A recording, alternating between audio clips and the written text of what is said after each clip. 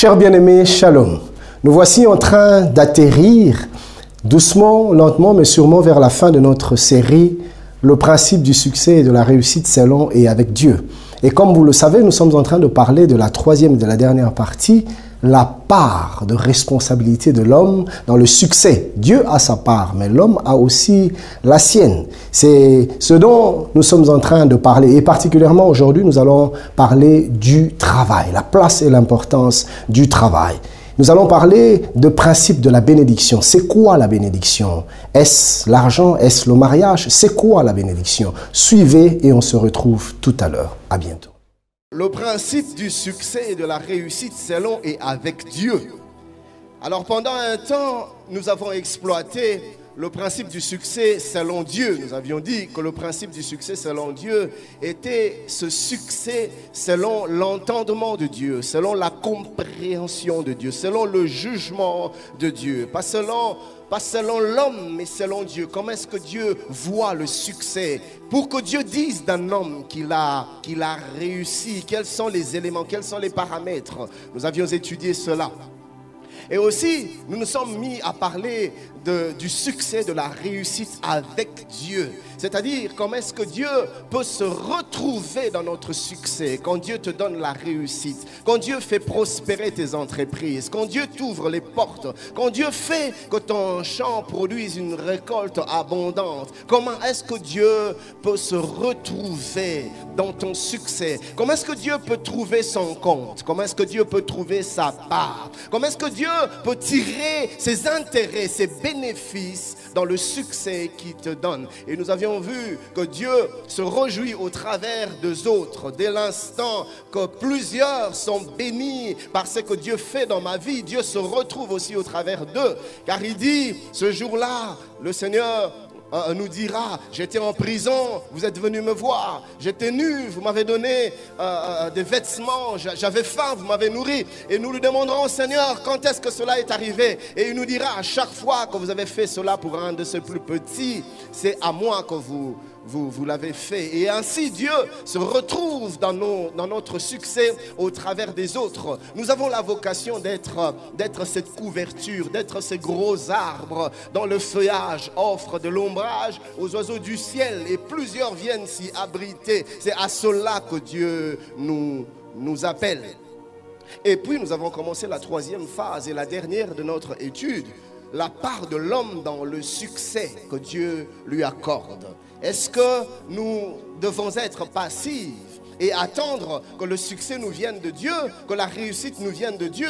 Ou est-ce que nous avons aussi notre part de responsabilité? Est-ce que le Seigneur attend de nous aussi quelque chose, quelque part, d'une certaine manière? Dieu a fait beaucoup pour chacun de nous. Mais dans sa philosophie, dans sa logique, le Seigneur garde toujours une petite portion, aussi petite puisse-t-elle être, mais Dieu garde toujours une portion, une part. Pour l'homme, tu as ta part de responsabilité. Alors la question ici, c'est que dois-je savoir pour vivre le succès de manière évidente? Quelle est ma part de responsabilité pour entrer dans mon héritage? Nous en avions parlé. Si vous n'étiez pas là, je vous encourage vivement à vous procurer les supports. Alors, nous avions commencé par développer un certain nombre de vérités en matière de succès qu'il était important que l'on connaisse afin de saisir notre part, les attentes de Dieu par rapport à ce que nous devons faire pour entrer pleinement dans notre succès. Le premier élément, la première vérité, avions-nous dit qu'il existait un lien très étroit entre le succès et la grâce. Nous devons savoir que le succès est avant tout une affaire de grâce. Avant que l'on aille plus loin, certes, l'homme a sa part à faire, mais toute chose nous vient de Dieu. La Bible déclare que toute grâce excellente, tout don parfait, toute grâce excellente nous viennent d'en haut, du Père de lumière, de quel il n'y a ni changement ni ombre de variation. Donc la réussite dans la vie d'un homme ne dépend pas d'abord de lui, mais c'est d'abord une affaire de grâce. Ça c'est fondamental. Alors la deuxième vérité que j'avais partagée était la suivante. Chacun de nous a la responsabilité de découvrir son mandat et d'y travailler. Par mandat ici, nous avions parlé de l'appel ou des appels, de la vocation ou des vocations, de la mission ou des missions. Nous avons tous reçu de la part de Dieu un appel. Nous avons tous reçu de la part de Dieu une vocation. Nous avons tous reçu de la part de Dieu une mission. Je suis en train de parler ici du sens de notre existence. Pourquoi est-ce que Dieu m'a créé? Pourquoi est-ce que Dieu m'a envoyé ici-bas? Quel est mon rôle? Qu'est-ce que Dieu attend de moi? Quelles sont les attentes de Dieu sur moi durant mon pèlerinage ici-bas? Il s'agissait donc de notre mandat et il était important de le découvrir. Nous avions dit que l'homme n'a pas forcément un seul mandat. L'homme n'a pas forcément une seule vocation. Il y a des hommes qui sont multivocationnels. Tu as plusieurs appels, tu as reçu de Dieu plusieurs missions. Il y en a d'autres qui n'en ont reçu qu'une seule vocation. Tout dépend des uns et des autres. Dieu donne à un, à l'autre 2 et à un troisième 5. Il donne selon sa volonté, mais aussi selon les capacités qu'il a placées chez chacun, en chacun de nous. Et c'est donc important de le savoir, parce que quand tu connais ta vocation, tu épargnes beaucoup de temps. Tu ne gaspilles pas dans le temps, tu ne gaspilles pas ton énergie. Pourquoi? Parce que tu te rends bien compte que Dieu ne s'investit que là où il a placé son mandat. Le Seigneur n'enverra sa provision que là où il t'appelle. Et c'est des choses que nous avions exploitées. Je n'aimerais plus revenir là-dessus. Et puis, troisième vérité que nous devions savoir, que nous sommes appelés à connaître dans le chemin de notre réussite, de notre succès, dans notre part, était la suivante. Les desseins de Dieu dans la vie de l'homme s'accomplissent dans un cadre spatio-temporel bien défini. Par cela, nous sommes mis à expliquer l'importance de discerner le lieu et le temps. Oui, certes, nous avons reçu le mandat de Dieu. Certes, nous avons reçu l'appel, la mission, la vocation de Dieu. Mais ce mandat, cet appel, cette mission ne s'accomplira pas n'importe où. Il y a un lieu où Dieu t'attend. Il dit à Abraham, Abraham, voilà ce que je vais faire dans ta vie. Je te bénirai, je rendrai ton nom grand et je ferai de toi une source de bénédiction. Nous sommes ici dans Genèse, le chapitre 12e, le premier verset. Mais quand Dieu finit par lui dire ça, Dieu dit, quitte ton pays, quitte ta patrie, quitte ta famille, va vers le lieu que je te montrerai. On a l'impression que Dieu est en train de dire à Abraham, voilà tout ce que je désire faire pour toi. Voilà des choses, voilà mes projets, mon plan pour toi. Mais je ne peux l'accomplir ici. Il y a un lieu que j'ai prévu pour accomplir ce que j'ai à cœur pour toi. Alors quitte là où tu es, rejoins le lieu de l'accomplissement, car c'est là que je me révélerai à toi, car c'est là que j'enverrai ma provision. On a vu la même chose avec Élie. Dieu dit à Élie, va à Kérit, qui est aux côtés du Jourdain. Là, c'est là que j'ai ordonné aux corbeaux de te nourrir. Les corbeaux apporteront ton pain et ta viande là, à Kérit. Vous voyez ça? Donc il y a un lieu où Dieu envoie ta provision et il faut le discerner. Aussi longtemps que tu n'es pas dans ton lieu, tu peux être dans ton mandat, mais ne pas connaître le succès selon Dieu. Pourquoi? Parce que la provision de Dieu ne te suivra que dans le lieu où Dieu t'envoie. Et il était important aussi que l'on discerne le temps. Nous sommes en train de parler du cadre spatio-temporel, l'espace et puis le temps. Et dans le discernement de temps, on parlait de la saison, parce que c'est Dieu qui définit le temps et la saison de toutes choses dans nos vies. Je suis appelé au ministère, mais je ne commençais le ministère de manière effective qu'à partir d'un certain temps. Pourquoi? Parce qu'il y a toujours un temps que Dieu a imparti dans la vie des uns et des autres pour ce que nous devons faire pour lui. Suis-je en train de parler à quelqu'un? Je vais vite parce que c'est des choses dont on a déjà parlé en long et en large. Je ne vais plus y revenir ce matin. Alors Dieu m'a mis à cœur de partager avec vous ce matin sur la quatrième vérité, sur ce chemin du succès, dans notre part de responsabilité. Et cette vérité est la suivante. Notez. Il n'y a pas de succès véritable sans travail. Il n'y a pas de succès véritable sans travail. Là où il n'y a pas de travail, il n'y a pas de succès. Écoutez, mon ami, tous ceux qui réussissent sans travail ne conservent jamais leur succès. Observez des gens qui gagnent des loteries ou qui ramassent de l'argent. Tu ramasses une grande somme, tu ne pourras jamais véritablement jouir de cet avoir parce que tu n'y as pas travaillé. Dieu nous permet, ou Dieu nous donne, nous bénit au travers du travail parce que le travail valorise la bénédiction de Dieu. Le travail te permet de comprendre le prix de ce que Dieu te donne. Le travail te permet même d'apprécier ce que Dieu fait dans ta vie. Un homme qui travaille durement, qui souffre et finalement qui arrive à gagner quelque chose, c'est apprécier la valeur de ce qu'il a entre ses mains parce qu'il en a souffert. Il s'est préservé, il s'est conservé. Il ne dilapide pas parce qu'il sait combien il a peiné pour avoir cela. Donc le travail crée en nous la possibilité d'apprécier ce que Dieu nous donne, mais aussi la sagesse de gérer ce que Dieu nous donne.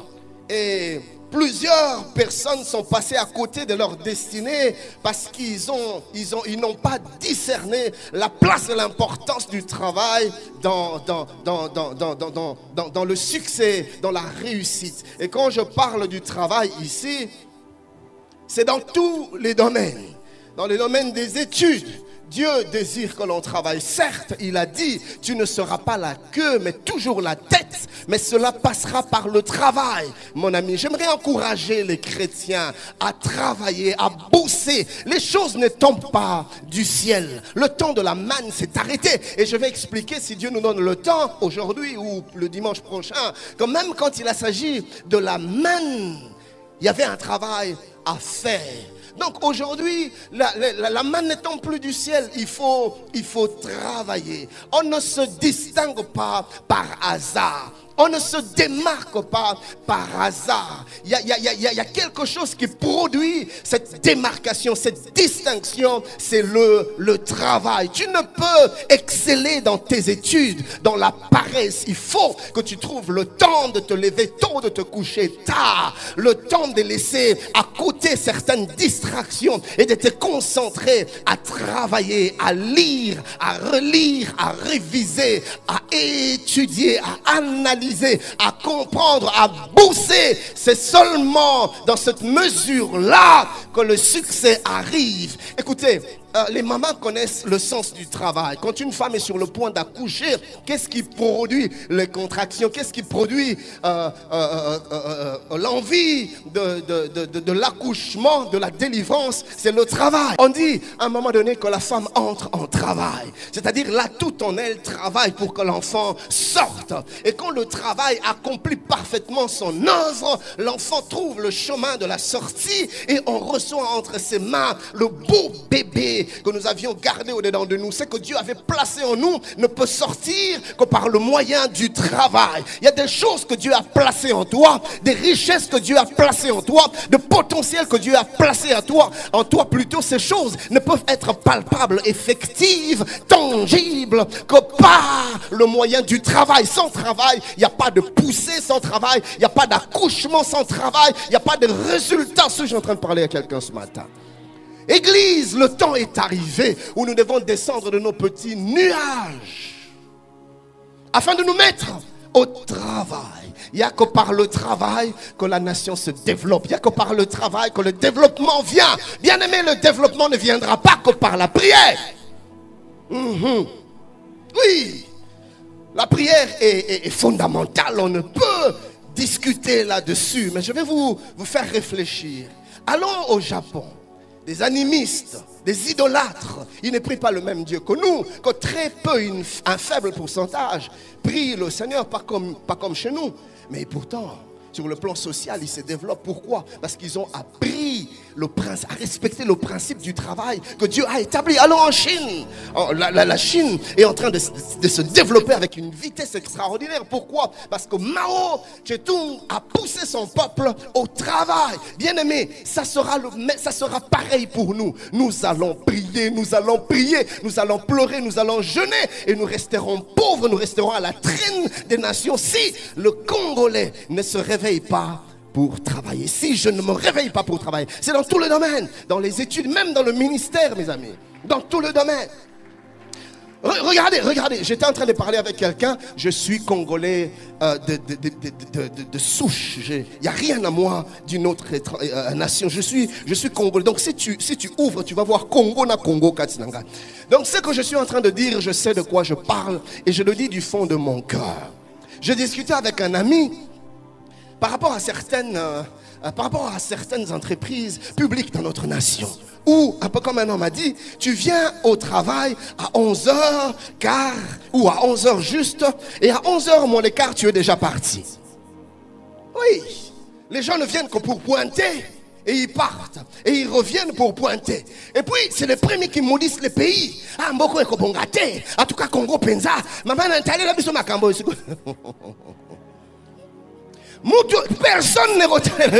Personne ne fera ce que tu dois faire. Il faut que tu te mettes au travail. Là où Dieu t'a placé, je ne sais pas moi, à la DGD, je ne sais pas moi, peu importe là où Dieu t'a placé, à l'OCC, à l'OGFREM. Mes amis, nous devons nous mettre au travail. Dans notre nation, voilà ce que nous faisons. Nous sommes tous devenus des opportunistes. Des opportunistes. J'ai même entendu un homme, ça m'a brisé le cœur. Un homme qui avait des responsabilités assez élevées dans cette nation. Un jour, haut et fort, il déclare: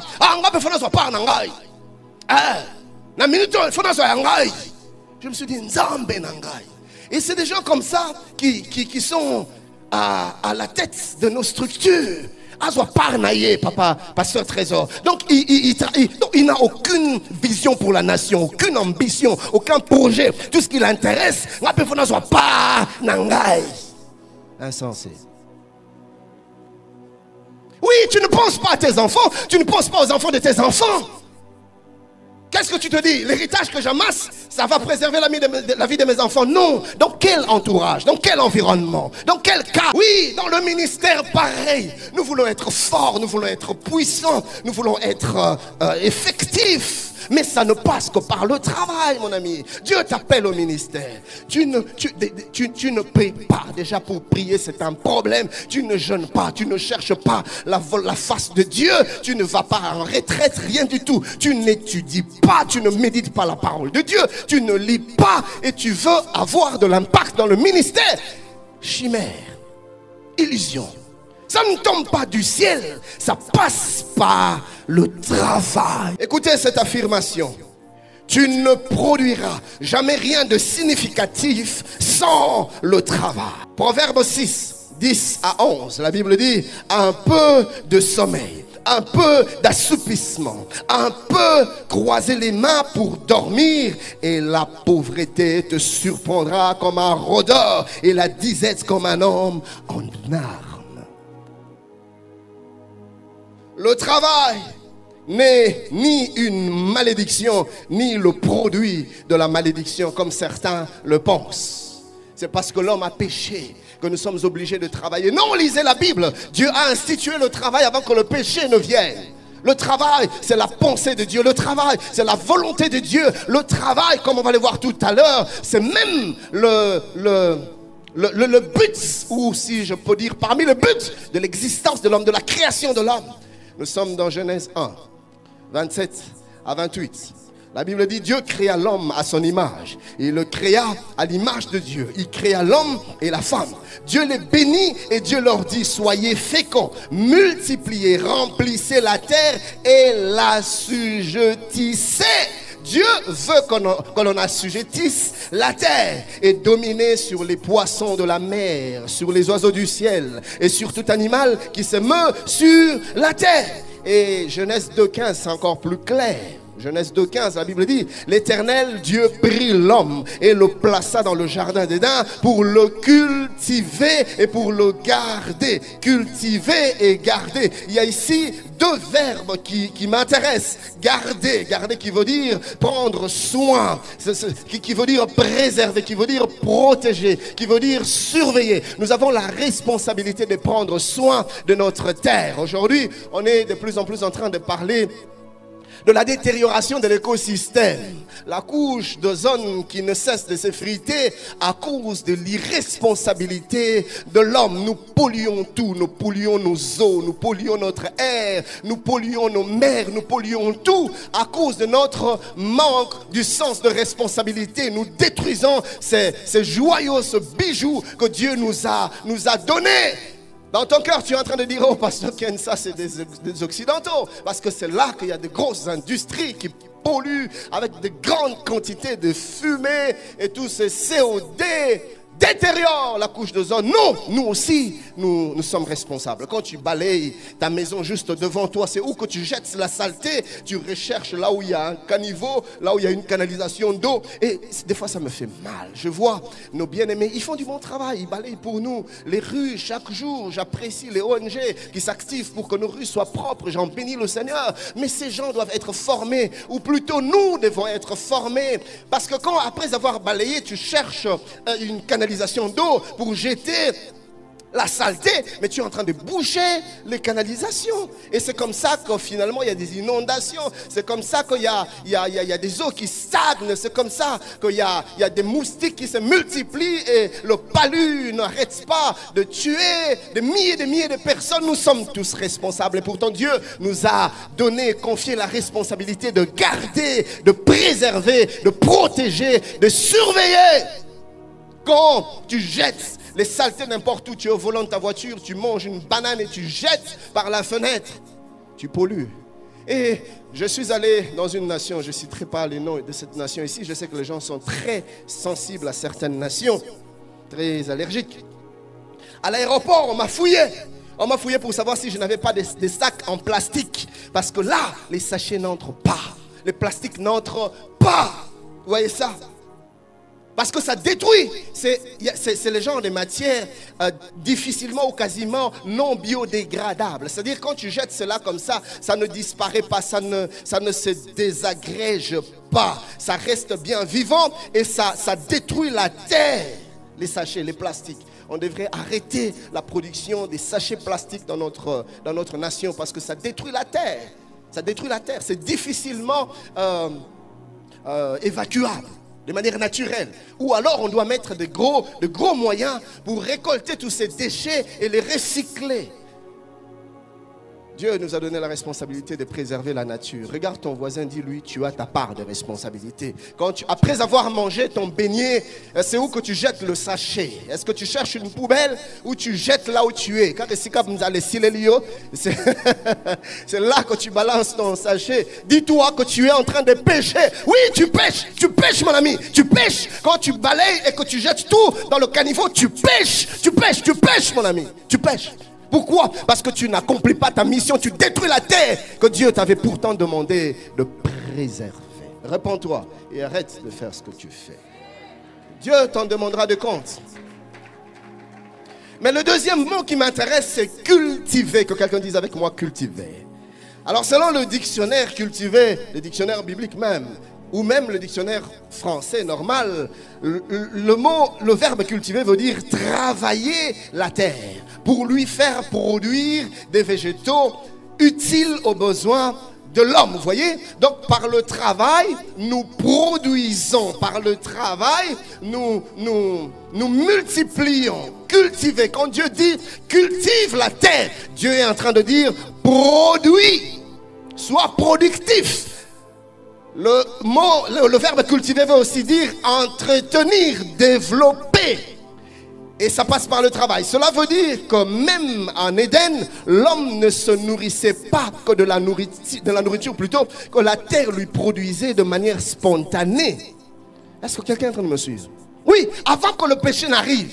Parce que nous avons l'impression, souvent nous croyons qu'en Éden, Adam ne faisait rien. Il dormait, il ouvrait la bouche et une pomme descendait. Non, Dieu avait demandé à Adam de cultiver la terre. Et avant que le péché n'arrive, Adam était un cultivateur. Adam était un travailleur. Il labourait, il défrichait, il semait, il récoltait. C'était sa vocation, c'était son appel, c'était son mandat, c'était sa mission. Le travail et le mandat que Dieu a rattaché à la vie de tout être humain. Tu ne peux t'en défaire. Voilà pourquoi le travail valorise l'être humain. Le travail te donne le sens de dignité. Le travail te donne une certaine importance dans la société. Le travail te donne une valeur. Quand je dis travail, vous savez, c'est l'homme, c'est le péché qui a détruit le sens du travail. Aujourd'hui, nous nous servons du travail pour nous séparer, pour nous diviser, pour nous catégoriser. Ceux qui gagnent plus, on leur donne une certaine considération. Ceux qui gagnent moins, ils sont dans la basse classe. Mais ce n'était pas comme ça dans la pensée de Dieu. Le travail a comme mission de redonner de la valeur, du respect, de la dignité à l'être humain. La Bible ne dit-elle pas que le précieux trésor de l'homme, c'est l'activité, le travail? Suis-je en train de parler à quelqu'un ce matin? Oui. Le mot hébreu qui a été traduit par cultiver veut dire travailler. Ce mot veut dire faire un travail. Ce mot veut dire accomplir un labeur. Notez donc ces 4 affirmations importantes sur le travail. Première affirmation. Le travail est le moyen par lequel l'homme met en œuvre le mandat qu'il a reçu de Dieu, ici-bas.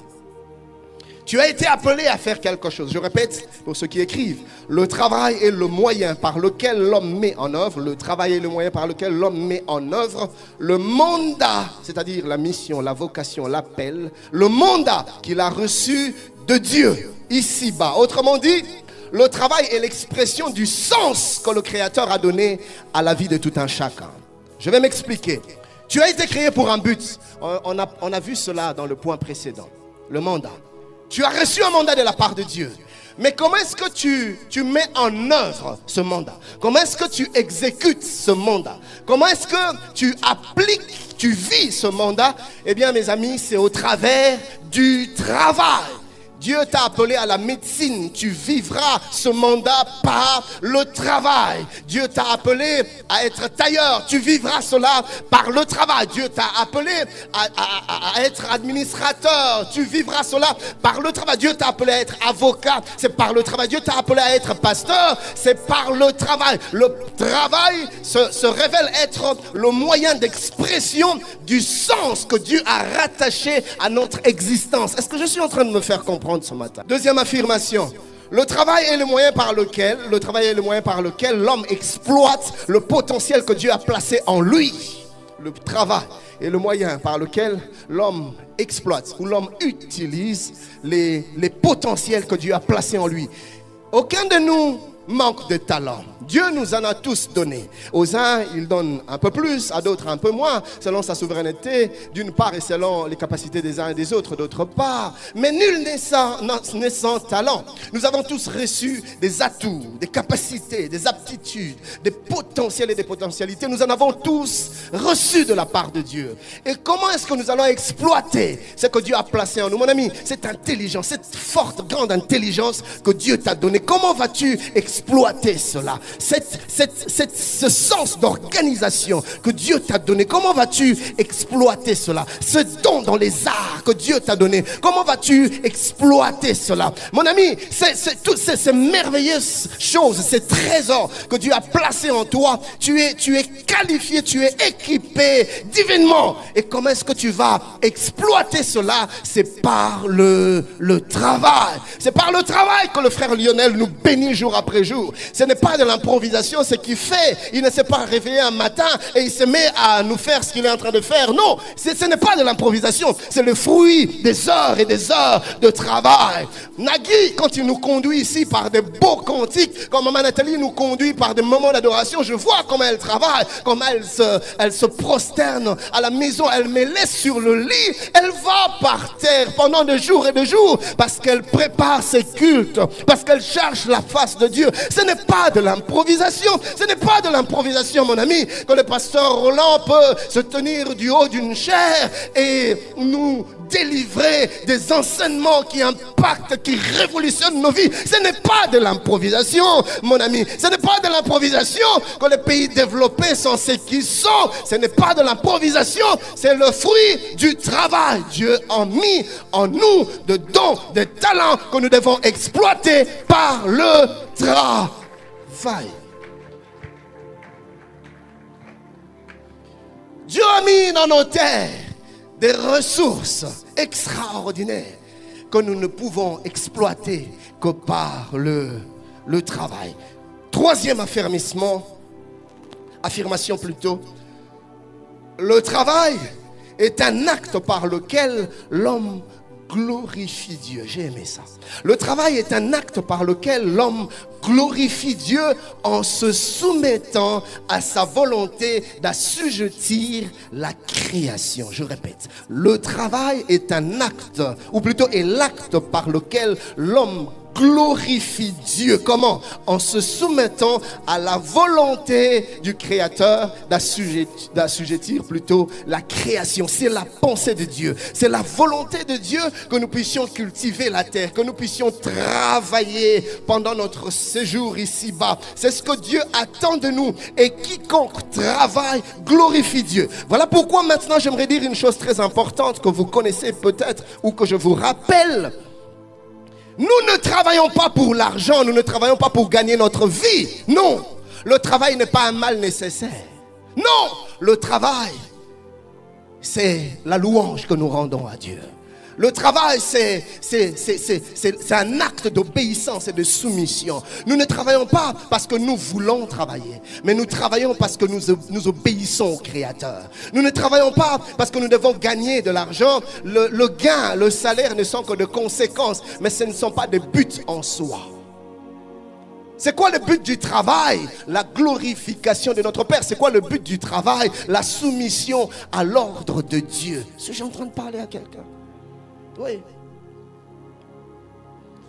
Le travail est donc un acte d'obéissance à la volonté de Dieu. Il y a un livre que Alfred Cohen a écrit, Le sens de notre travail, c'est comme ça que ça s'intitule.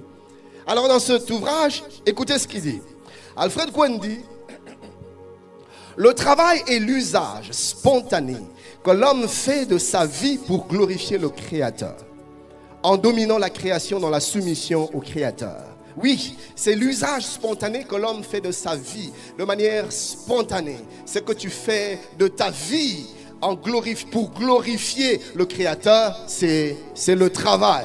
Voilà pourquoi, frères, nous sommes des adorateurs même quand nous ne le voulons pas.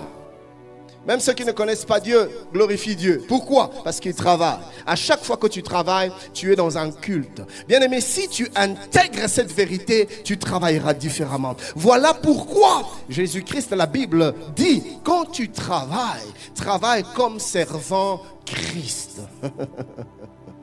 Ne travaille pas comme servant un homme. Là-bas, dans cette société de téléphonie mobile ou dans cette société pétrolière ou je ne sais pas où est-ce que tu travailles, ou même comme nounou, comme sentinelle, ou même comme conducteur, comme chauffeur, peu importe, ou même comme sireur, peu importe, ou même comme CEO, peu importe, là où tu travailles, la Bible dit travaille comme en servant le Seigneur, parce que la vérité et que le travail est un acte de glorification, d'adoration. Suis-je en train de parler à quelqu'un?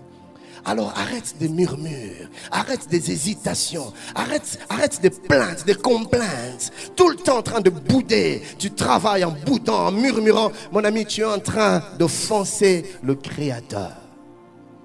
Nous ne travaillons pas pour un salaire, nous travaillons parce que nous voulons nous soumettre à la volonté de Dieu, parce que nous voulons glorifier Dieu. Suis-je en train de parler à quelqu'un ce matin?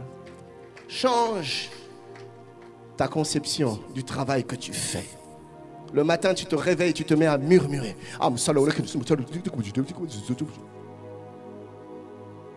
Mets-toi à bénir Dieu. Père, je te loue de ce que tu me donnes la force d'accomplir ta mission, ta volonté. Je vais travailler. Tu ne gagnes peut-être pas un gros salaire, mais écoutez mon ami, nous n'attendons pas que le salaire ici-bas, nous investissons pour un meilleur salaire dans les jours à venir. Alléluia, gloire à Dieu. Quatrième affirmation, j'avais dit 4 affirmations, mais il y en a plutôt 5. Quatrième affirmation, le travail est l'acte par lequel l'homme entre en possession de son héritage. Le travail est l'acte par lequel l'homme entre en possession de son héritage. Je vais expliciter cela tout à l'heure. 5e affirmation, c'est par le travail que la bénédiction devient tangible et palpable. C'est par le travail que la bénédiction devient tangible et palpable. Je vais expliquer cela. Pour mieux ressortir la place et l'importance du travail selon l'entendement de Dieu dans la vie de l'homme, il serait bon que nous puissions comprendre comment est-ce que la bénédiction fonctionne. La Bible dit dans Proverbe 10, 22, la bénédiction, c'est la bénédiction de l'Éternel qui enrichit et il ne la fait suivre d'aucun chagrin. Français courant dit, seule la bénédiction du Dieu donne la prospérité. Parole de vie dit, c'est la bénédiction du Seigneur qui rend riche. Autrement dit, c'est la bénédiction de l'Éternel qui nous donne le succès. C'est par la bénédiction de Dieu que nous possédons notre succès. Alors la question ici est la suivante. C'est quoi la bénédiction? Comment devons-nous comprendre la bénédiction? Ou comment est-ce que la bénédiction opère? Vous allez voir, je parle de la bénédiction parce qu'il y a un lien fort entre le travail et la bénédiction. Écoutez, à la question de savoir, de connaître la définition de la bénédiction, j'aimerais nous dire ceci. La bénédiction n'est pas le fait d'avoir beaucoup d'argent. Avoir beaucoup d'argent, ce n'est pas que ça, la bénédiction. La bénédiction n'est pas que le fait d'avoir quelques avantages matériels. La bénédiction n'est pas que le mariage. La bénédiction n'est pas simplement le voyage ou les ouvertures. La bénédiction n'est pas le fait d'être en bonne santé. Ce n'est pas que ça. Ou même, je dirais même plus, ce n'est pas d'abord ça la bénédiction. Ça, j'entrevois ça comme les conséquences, les retombées de la bénédiction. Mais ce n'est pas ça la bénédiction. Parce que la bénédiction est bien plus que toutes ces choses. La bénédiction va bien au-delà du mariage, va bien au-delà des avoirs, va bien au-delà des richesses. La bénédiction va bien au-delà du succès. La bénédiction va bien au-delà de la réussite. La bénédiction est bien plus que toutes ces choses. Alors notez cette vérité. La bénédiction est quoi? C'est quoi la bénédiction? La bénédiction est une couverture spirituelle. C'est une couverture spirituelle qui rend notre environnement visible et invisible favorable et propice à la production et à la reproduction. Je répète, la bénédiction est une couverture spirituelle. C'est comme un revêtement. C'est une couverture spirituelle qui rend notre environnement visible et invisible, c'est-à-dire spirituel et matériel, favorable et propice à la production et à la reproduction. Je vais expliquer cela. La bénédiction est comme cette atmosphère spirituelle qui conditionne favorablement toutes choses autour de nous et à notre faveur. Voyez-vous? La bénédiction est donc avant tout une réalité spirituelle et non matérielle. La bénédiction, c'est cette atmosphère spirituelle que le Seigneur libère sur un homme. Donc la bénédiction n'a pas d'abord à voir avec ce que tu as de manière matérielle. La bénédiction, c'est d'abord un principe spirituel. C'est Dieu qui étend ses bras, sa bonne main sur toi. C'est Dieu qui te couvre de cette couverture qui est une atmosphère spirituelle qui a un but, qui joue un rôle. C'est quoi le rôle de la bénédiction? Cette atmosphère spirituelle, cette atmosphère rend favorable et propice tout ce que tu fais, tout ce que tu entreprends, tout ce que tu conçois. Donc la bénédiction est d'abord une réalité spirituelle et c'est ainsi que l'apôtre Paul dit dans Éphésiens 1:3, béni soit Dieu le Père de notre Seigneur Jésus-Christ qui nous a bénis de toutes sortes de bénédictions spirituelles dans les lieux célestes. En Christ, il y a quelques années en arrière, je dois l'avouer, quand je lisais ces textes, j'étais un peu embêté. J'étais content quand l'apôtre disait Dieu nous a bénis de toutes sortes de bénédictions. J'aurais voulu qu'il s'arrête là. Mais quand il ajoutait spirituel, je me disais donc ça n'a pas mon lit, moi. Donc ce n'est pas vraiment. J'étais embêté jusqu'à ce que le Saint-Esprit me fasse comprendre ce que je suis en train de vous partager. Alors j'entends quelqu'un me poser la question de savoir comment matérialiser, comment rendre concret cette réalité. Comment la bénédiction peut devenir concrète si elle est fondamentalement une réalité spirituelle? Comment faire qu'elle passe de cette réalité spirituelle à une réalité palpable et tangible? Comment est-ce que la bénédiction va se matérialiser? Comment est-ce que je vais toucher, je vais palper? Comment est-ce que je vais jouir de manière physique la bénédiction? Pour répondre à cette question, nous allons nous inspirer de deux choses, de deux images que j'ai tirées de la Bible qui symbolisent la bénédiction. Il y en a deux, il y a peut-être plusieurs. mais j'en ai tiré deux. La première, c'est la pluie. La pluie est une image de la bénédiction. La deuxième, c'est la manne. Remarquez une chose, avec les enfants d'Israël, la bénédiction se manifestait sous deux formes différentes. Dans le désert, la bénédiction s'est manifestée sous forme de la manne. Vous voyez ça? Mais quand ils sont arrivés dans la terre promise, du reste dans le désert il ne pleuvait pas, quand ils sont arrivés à la terre promise, la bénédiction s'est mise à se manifester sous la forme de la pluie. Alors nous allons analyser ces deux images pour mieux exploiter ce que je suis en train de dire. Commençons par la première image, la pluie.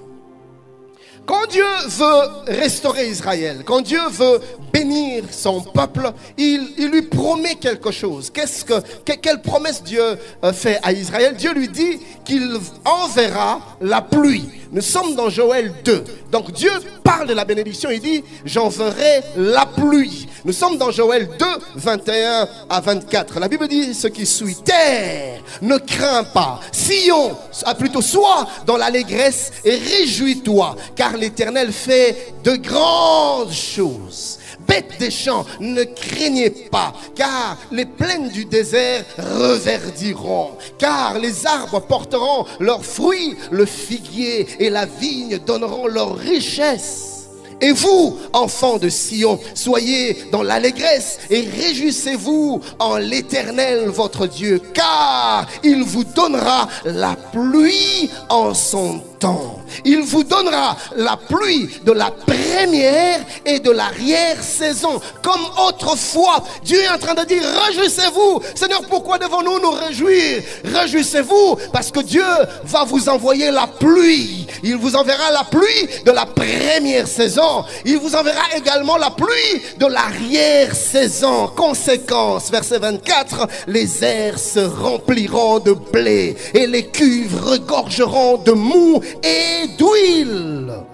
Dieu promet de visiter son peuple. Et qu'est-ce qu'il fait? Il promet d'envoyer la pluie. La pluie de la première et de l'arrière-saison. Je vais expliquer. La pluie de la première saison était une vague de pluie qui tombait vers le mois d'octobre, ou qui tombe vers le mois d'octobre là-bas au Moyen-Orient, en Palestine. Et cette pluie avait un rôle. Cette pluie avait une mission. La pluie de la première saison, quand elle venait ramollir la terre. Elle venait mouiller cette terre désertique et la rendre meuble. La pluie de la première saison venait rendre la possibilité de labourer, ou plutôt le fait de labourer la terre possible. C'était une pluie qui venait pour que l'on laboure la terre, pour qu'on tourne la terre, pour qu'on défriche la terre aisément et facilement. Et non seulement qu'elle avait pour rôle de labourer la terre, mais elle avait pour rôle de rendre la terre propice au sémail. C'est-à-dire que l'on pouvait semer parce que la terre était semable, si je peux dire ainsi. Donc la terre pouvait recevoir les semences de l'homme à cause de la pluie de la première saison. Et puis venait la pluie de l'arrière-saison vers le mois de mars et le mois d'avril. Cette pluie venait faire quoi? Venait arroser la terre pour que les semences qui ont été plantées sortent, pour que la plante germe, pour que l'homme puisse voir le fruit de son labeur. Les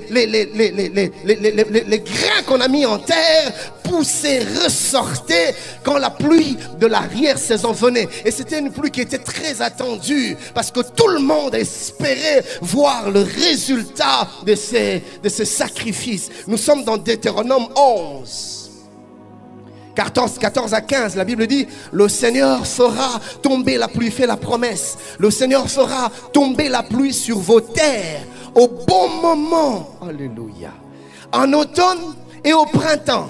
Alors vous aurez de bonnes récoltes, du blé, du vin et de l'huile. Verset 15. Il fera aussi pousser l'herbe dans vos champs pour vos animaux et pour vous. Vous mangerez autant que vous voudrez. Vous voyez ça? La pluie, image de la bénédiction, a un rôle. Premièrement, rendre la terre meuble. Deuxièmement, faire sortir les semences. Mais écoutez ce qui se passe. La pluie ne peut accomplir son travail que dans la mesure où l'homme fait le sien. Vous voyez ça? Autrement, on ne verra aucun produit. La pluie peut toujours tomber. La pluie de la première saison tombe, mais l'homme ne fait rien. Dieu envoie la pluie pour rendre la terre labourable, mais l'homme croise les bras. Et c'est bon, Dieu a fait sa part. Et puis, à l'arrière-saison, Dieu envoie la pluie pour que les semences germent, mais en terre, il n'y a aucune semence que l'homme a préalablement plantée. Conséquence, aucune récolte.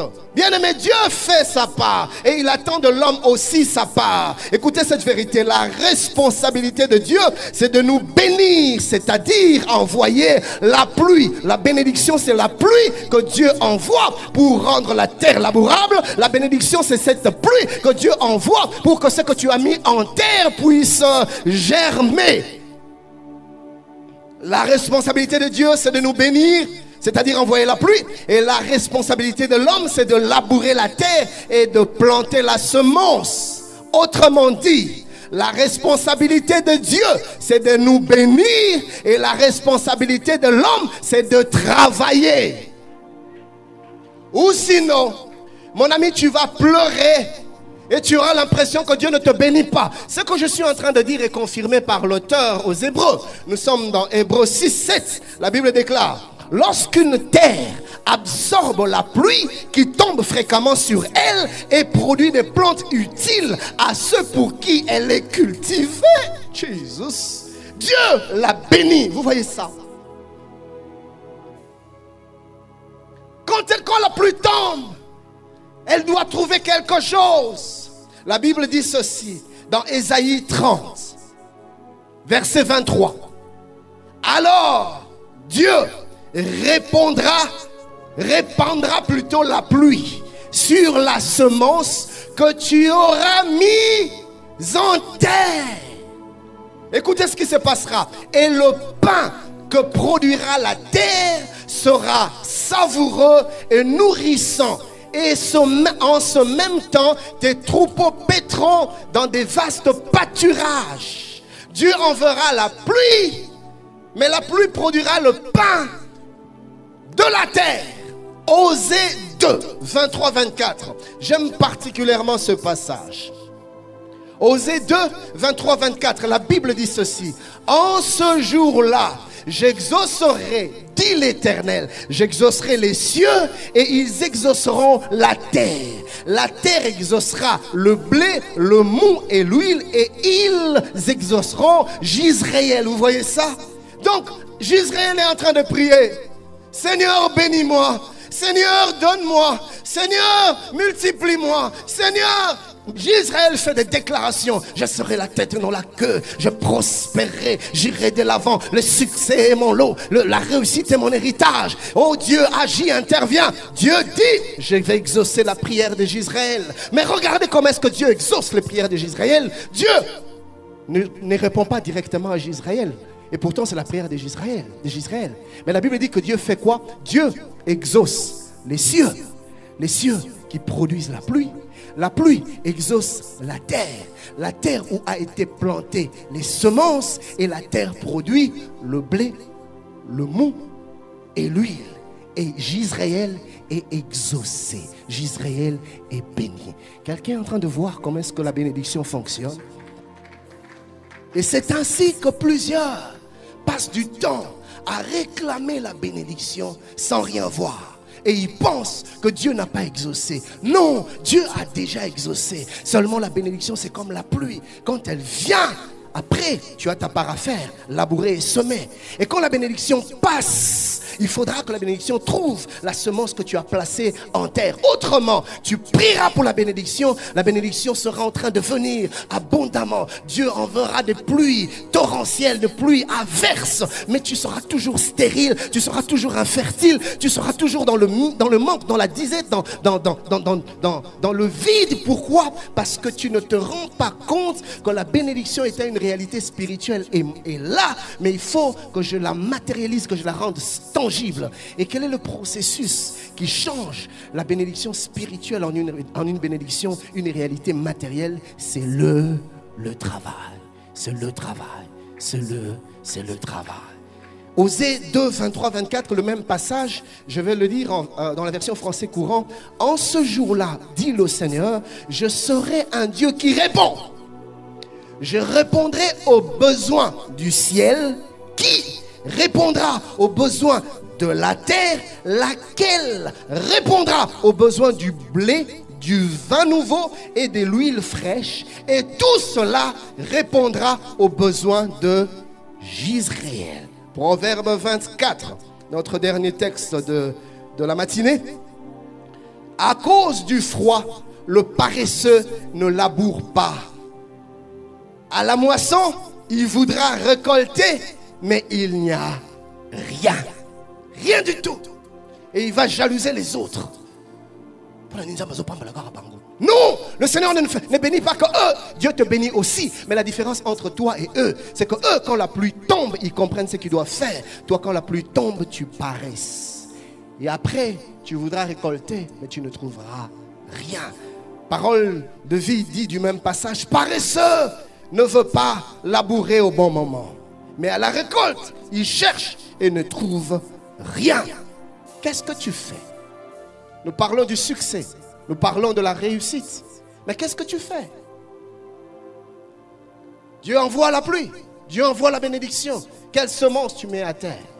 Quel travail tu fais? Qu'est-ce que tu entreprends?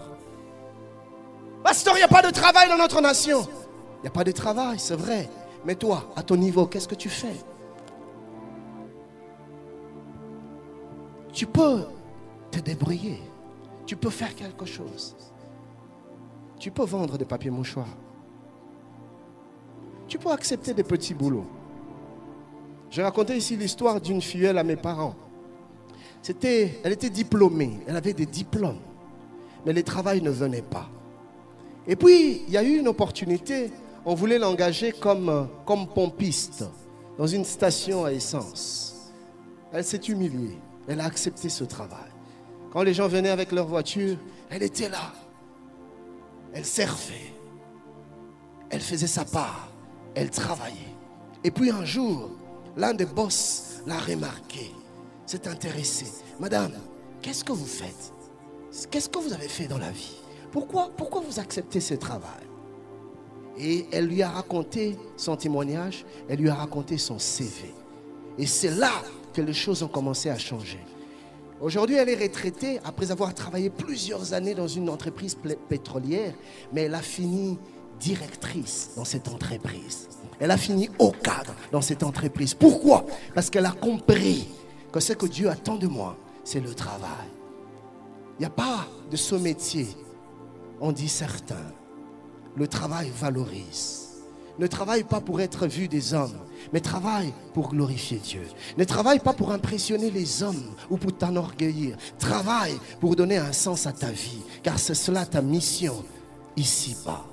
Et Dieu verra, et Dieu enverra la pluie, et ta semence produira. Que Dieu vous bénisse. Nous avons tous compris que la bénédiction fonctionne comme la pluie. Quand la pluie tombe, elle arrose la terre, elle rend la terre favorable à la semaille. Nous pouvons labourer et nous pouvons semer la semence. La deuxième saison vient avec la pluie de l'arrière-saison qui fait que la semence puisse germer.